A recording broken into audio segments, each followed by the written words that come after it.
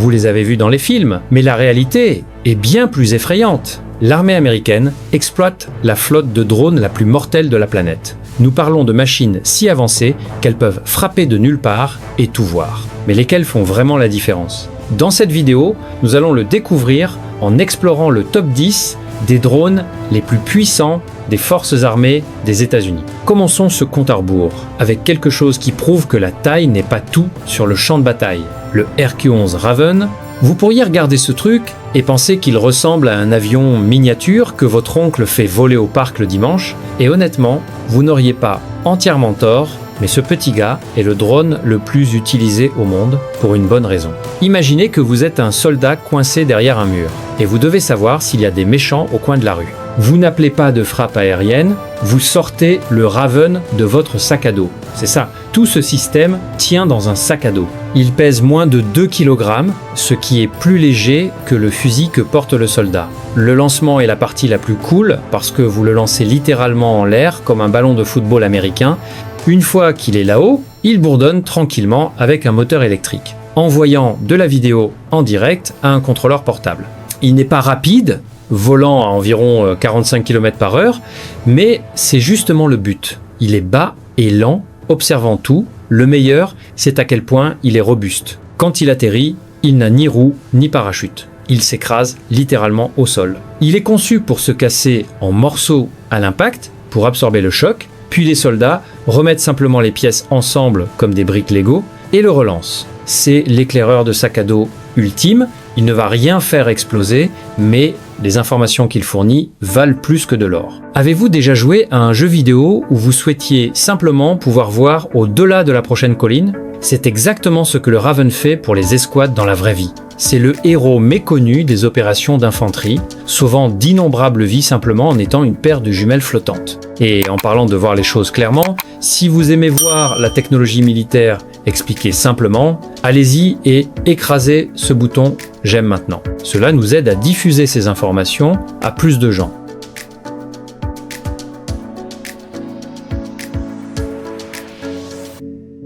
En montant un peu de catégorie de poids, nous avons le RQ-20 Puma. Si le Raven est le petit frère, le Puma est le frère ou la sœur qui est allé à la salle de sport et a pris des cours de natation. Ce drone ressemble un peu au Raven, mais il est nettement plus grand et beaucoup plus capable. Il pèse environ 6 kg, donc il est toujours lancé à la main, mais vous avez besoin d'un peu plus de muscles pour lancer celui-ci dans le ciel. La caractéristique absolument la plus cool du Puma est qu'il est complètement étanche. La plupart de l'électronique et l'eau sont des ennemis mortels, n'est-ce pas? Eh bien, le Puma s'en fiche. Vous pouvez faire atterrir ce truc directement dans l'océan ou une rivière, et il flottera simplement là, attendant d'être récupéré. Cela le rend parfait pour les Marines ou les forces spéciales qui opèrent près de la côte. Il peut voler pendant plus de 3 heures, ce qui est 3 fois l'endurance du Raven, donnant aux opérateurs un film beaucoup plus long à regarder sur leurs écrans. Il utilise une caméra stabilisée très intelligente sous le nez, qui peut pivoter à 360 degrés pour garder un œil sur une cible, quelle que soit la direction dans laquelle vole le drone. Imaginez essayer de filmer une poursuite de voiture tout en courant en cercle. C'est ce que le Puma fait automatiquement. Il vole généralement à une altitude d'environ 150 mètres, ce qui le rend très difficile à repérer depuis le sol, surtout quand il n'est qu'un point silencieux contre le soleil. Il est polyvalent, robuste et ne craint pas l'eau. Il comble le fossé entre les petits drones de sac à dos et les plus gros drones de piste que nous sommes sur le point de voir. C'est incroyable combien de technologies ils emballent dans quelque chose qui ressemble à du polystyrène, n'est-ce pas? En parlant de choses qui volent, assurez-vous de vous abonner à la chaîne pour de nouvelles vidéos militaires chaque jour. Nous téléchargeons quotidiennement, alors ne manquez rien. Maintenant, laissons les ailes fixes derrière nous un moment et regardons quelque chose qui peut planer. Maintenant, nous allons complètement changer de schéma parce que le numéro 8 n'est pas du tout un avion.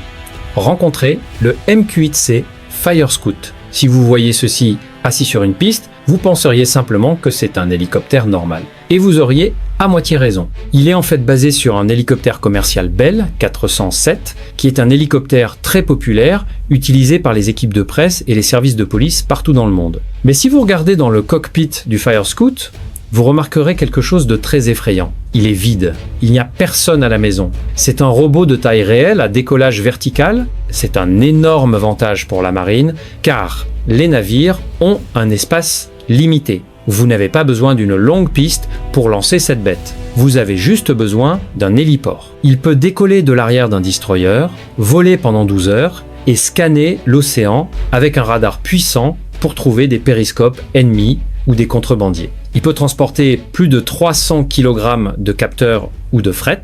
Imaginez être un pirate essayant de se cacher dans un petit bateau et un hélicoptère de taille réelle plane au-dessus de vous. Mais quand vous levez les yeux, il n'y a pas de pilote. Cela doit être terrifiant. Il vole à des vitesses allant jusqu'à 250 km/h, ce qui le rend beaucoup plus rapide que les petits drones électriques dont nous avons parlé plus tôt. C'est essentiellement une tour de capteur volante qui étend la vision d'un navire bien au-delà de l'horizon. Il résout le plus gros problème que les navires ont, qui est que le monde est courbé et le radar ne peut pas voir au-delà de la courbe. Le Fire Scout monte et regarde par-dessus le bord pour eux. C'est un mélange brillant de fiabilité d'hélicoptère à l'ancienne et de cerveau robotique nouvelle génération. Au numéro 7, nous avons le RQ-20 et un Blackjack, et je vous promets que cette machine a le tour de fête le plus unique de toute cette liste. Il est fortement utilisé par les marines et la marine. Il a l'air un peu bizarre, avec une conception à double poutre de queue, mais il est construit pour l'endurance. Il peut rester en l'air pendant 16 heures. Mais voici le problème. Si vous êtes sur un navire ou un petit poste de combat, vous n'avez pas de piste pour faire atterrir un avion. Alors, comment le récupèrent-ils? Ils utilisent un système appelé Skyhook. Imaginez ceci. Ils étendent une corde verticale dans les airs à partir d'une grue ou du côté d'un navire. Le drone vole dans la corde et un crochet sur son aile attrape la ligne, le faisant osciller jusqu'à l'arrêt comme un tetherball. Cela semble violent et fou, comme un oiseau se faisant attraper dans une corde à linge, mais ça fonctionne parfaitement. Pour le lancer, ils utilisent une catapulte pneumatique qui le propulse dans les airs avec une force incroyable, on dirait un lancement de montagne russe. Le Blackjack n'est pas énorme, avec une envergure d'environ 4-8 mètres, mais il embarque des caméras infrarouges de haute qualité et des relais de communication. C'est fondamentalement une tour Wi-Fi volante et une caméra espion combinée. Il permet aux Marines au sol de voir autour des coins et de se parler par-dessus les montagnes. Le fait qu'il n'ait pas besoin de piste le rend incroyablement flexible. Il peut aller là où les gros drones ne peuvent pas aller. Avez-vous déjà vu un avion attrapé dans les airs comme un poisson? C'est un spectacle à voir. Cela montre vraiment l'ingéniosité de l'ingénierie militaire quand ils doivent résoudre un problème comme pas de piste, pas de problème.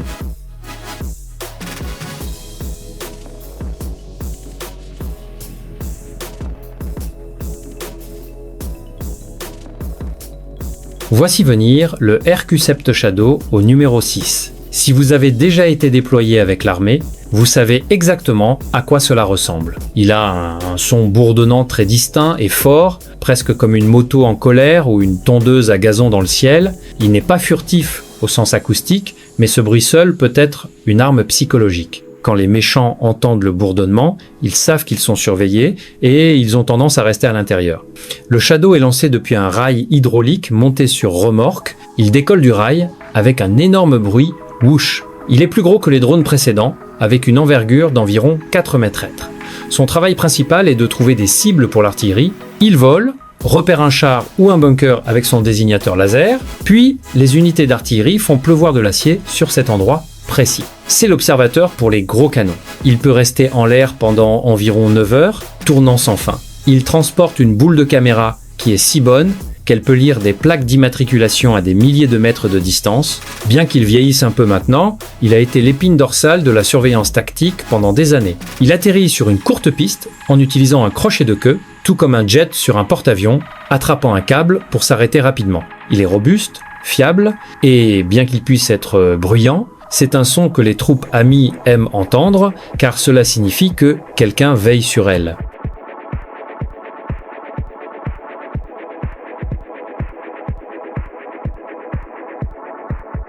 En entrant dans le top 5, les choses deviennent sérieuses avec le MQNC Grey Eagle. Jusqu'à présent, les drones dont nous avons discuté étaient principalement pour regarder et écouter. Le Grey Eagle est là où l'armée apporte la chaleur. C'est une amélioration massive par rapport au Shadow. C'est essentiellement la version de l'armée du célèbre drone Predator. Il a une envergure de 10 à 7 mètres. C'est aussi large qu'un semi-remorque est long. Mais la plus grande différence ici est sous les ailes. Il peut transporter 4 missiles Hellfire. Ce sont les mêmes missiles anti-chars utilisés par les hélicoptères Apache. Donc, si le Grey Eagle repère une menace, il n'a pas à appeler à l'aide, il peut gérer le problème tout de suite. Une autre chose fascinante à propos de ce drone est son moteur. Il fonctionne au carburant lourd, qui est essentiellement du diesel. C'est brillant pour la logistique, car les chars et les camions fonctionnent aussi au diesel. Cela signifie que l'armée n'a pas à transporter de carburant à aviation spéciale sur les lignes de front juste pour les drones. Il peut voler pendant 25 heures d'affilée. Imaginez conduire votre voiture pendant 25 heures sans vous arrêter. C'est le genre d'endurance dont nous parlons. Il peut voler jusqu'à 8800 mètres de haut, le gardant bien hors de portée des tirs d'armes légères. Il donne aux commandants au sol leur propre force aérienne personnelle. C'est un chasseur, un gardien et un relais de communication tout en un. Mais si vous pensez que le Grey Eagle fait peur, attendez de rencontrer son cousin plus grand et plus méchant au numéro 4.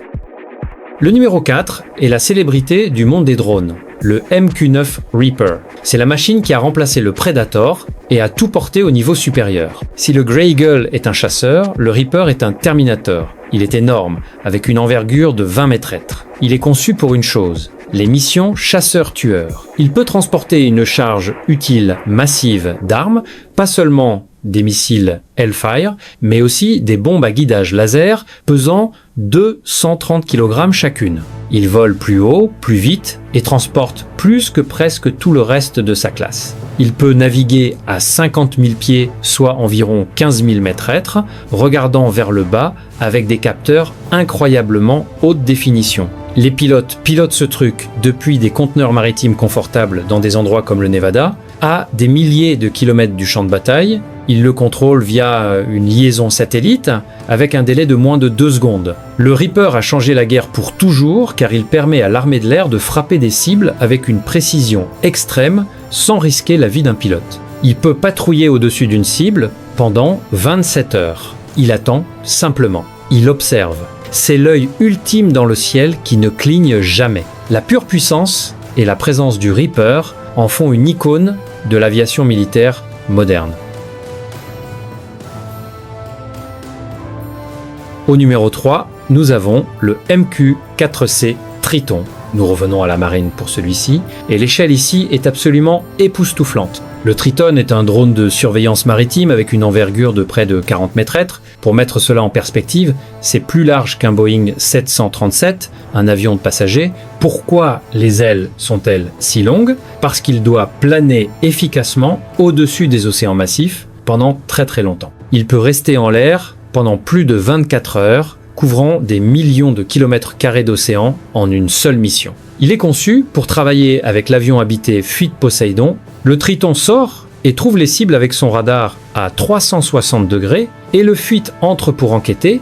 Il vole à des altitudes supérieures à 10 à 7000 mètres. Là-haut, la courbure de la Terre est clairement visible et le temps est loin en dessous. Il a des ailes renforcées pour gérer la grêle et les impacts d'oiseaux car, contrairement aux drones terrestres, il doit plonger à travers les nuages pour regarder de plus près les navires. Il est rempli de capteurs qui peuvent détecter les signaux radars des navires ennemis, lui permettant de construire une carte de qui fait quoi au milieu du Pacifique. C'est un atout stratégique, ce qui signifie qu'il n'aide pas seulement une seule bataille, il aide les commandants à comprendre toute la zone de guerre. Il est élégant, massif et incroyablement cher. Mais ce n'est pas le volant le plus haut de notre liste. Ce titre appartient à son frère, au numéro 2. Le numéro 2 est le RQ-4 Global Hawk. Si le Triton est l'observateur de l'océan, le Global Hawk est l'œil qui voit tout sur la Terre. C'est le géant original. Il a aussi cette envergure massive de 40 mètres. Il ressemble à un planeur sous stéroïde avec une tête bombée comme une baleine. Les capacités de cette machine sont tout simplement stupéfiantes. Il peut surveiller jusqu'à 100 000 km² de terrain en une journée. C'est la taille d'un petit pays comme la Corée du Sud, scanné en haute définition en seulement 24 heures. Il vole à 10 à 8000 mètres de haut, ce qui est bien plus haut que les avions de ligne commerciaux. Si vous regardez par votre fenêtre pendant un vol, le Global Hawk serait bien au-dessus de vous. Il utilise un radar à synthèse d'ouverture, ce qui est une façon élégante de dire qu'il peut voir à travers les nuages les tempêtes de sable et même l'obscurité de la nuit avec une clarté parfaite. Il agit comme un substitut au satellite espion, mais contrairement à un satellite qui suit une orbite définie, vous pouvez faire voler le Global Hawk où vous voulez. Il est étonnamment autonome. Vous ne le pilotez pas vraiment avec un joystick, vous lui dites simplement où aller sur une carte et les ordinateurs gèrent le décollage, le vol et l'atterrissage. Il est si précieux que perdre un est un incident international majeur. Il coûte plus cher que la plupart des avions de chasse. Enfin, au numéro 1, nous avons le drone le plus mystérieux et avancé dont nous avons connaissance publiquement, le RQ-100 70 Sentinel. C'est la bête de Kandahar. Contrairement à tous les autres drones de cette liste, celui-ci a une conception en aile volante, ressemblant à un mini bombardier Be-2. Il est construit pour la furtivité. Les autres drones dont nous avons parlé sont faciles à voir sur le radar, ils sont grands et lents. Le Sentinelle est conçu pour se glisser dans l'espace aérien ennemi sans être détecté. C'était un projet secret pendant longtemps, jusqu'à ce que l'un soit repéré en Afghanistan, et plus tard, un s'est célèbrement écrasé en Iran. Il est utilisé pour les missions les plus sensibles où vous ne pouvez pas risquer un pilote, mais vous ne pouvez pas non plus laisser l'ennemi savoir que vous êtes là. Nous ne connaissons pas toutes les spécifications, car une grande partie est toujours classifiée. Nous savons qu'il n'a pas de queue, ce qui réduit sa signature radar. Il transporte probablement des équipements de guerre électronique avancés et des capteurs pour espionner les programmes nucléaires ou les cibles terroristes de grande valeur. Il représente l'avenir de la guerre des drones, silencieux, invisible et hautement intelligent. Alors que le Reaper apporte la puissance de feu, le Sentinelle apporte l'élément de surprise. C'est le fantôme dans la machine. Et voilà, les gens, c'était les 10 meilleurs drones des forces armées des États-Unis. Laquelle de ces machines vous a vraiment impressionné? Faites-le nous savoir dans les commentaires ci-dessous. Et n'oubliez pas d'aimer et de vous abonner si vous voulez voir beaucoup plus de classements comme ceci.